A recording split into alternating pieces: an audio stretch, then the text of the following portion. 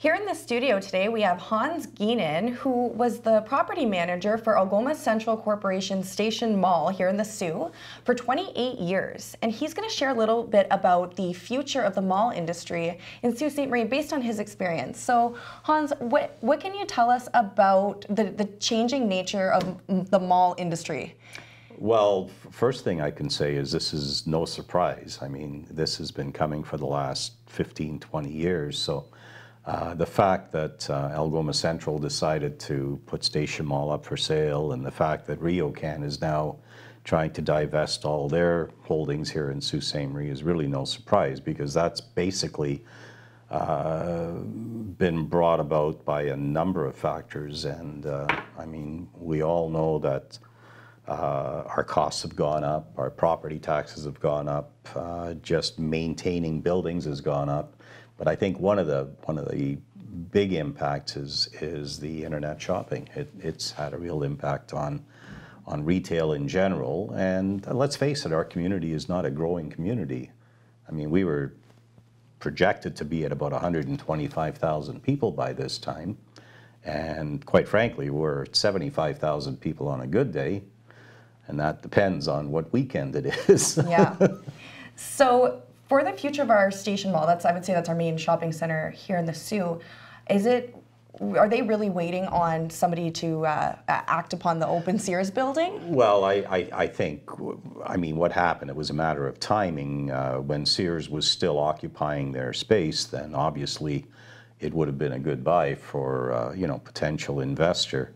But, you know, with that amount of space coming vacant all of a sudden, I think the company decided to put a hold on it and said, well, let's make sure that we can do something with that portion of the building before we put it up on the block again. And it makes a lot of sense. So obviously they're trying to re-merchandise it and trying to attract a new tenant for that space, or new tenants for that space. And once that's completed, then I'm sure that they'll put it up for sale again. So. And is part of the issue that the malls, in your opinion, that the malls can't compete with, we talked a little bit about internet, but is that playing a big role? People are shopping online so much that they're not visiting their local mall anymore? Malls can compete, okay? And I mean, Eaton Center, Square One are good examples of that. But I mean, they're in major markets. And what you need in order to support those malls is you need sales. And in order to have the sales, you need the population and the critical mass in order to support that kind of shopping. And you need a median income for families of X, okay, that can afford to shop at a shopping center. So it's a multitude of things that have caused the decline. And personally, I mean, this is my opinion, I think the fact that our population has been lagging over the last number of years, I think, is a big determining factor in terms of what we can support in retail. If you think back to 25 years ago, this whole shopping dynamic that's up here on 17 North was not here. There was no Walmart, there was no Home Depot, there was, and that's all retail space, and it's all disposable income. And then you throw into the mix a couple of casinos, okay, which is disposable income. Where's the money coming from? Right. So just one last question for you. So in terms of the Cambrian Mall, the Pine Plaza, Churchill Plaza, those are all owned by RioCan.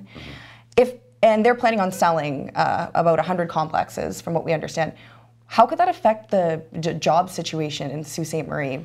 Well, I mean, obviously somebody that's going to buy that, I mean, those are still good centers, and there's still a lot of potential, and somebody's going to buy them, and somebody's going to reinvent the wheel and try to, you know, market them and merchandise them and try to fill the space. And what will happen is the space will evolve. It'll be a different type of retailer. It might be a different type of use. It's not, the buildings are there. You know, they're not going to go away unless they take a bulldozer to them, and obviously nobody's going to do that. But they will be re-merchandised and they will be rebuilt to meet another type of need. I mean, our community is getting older, okay?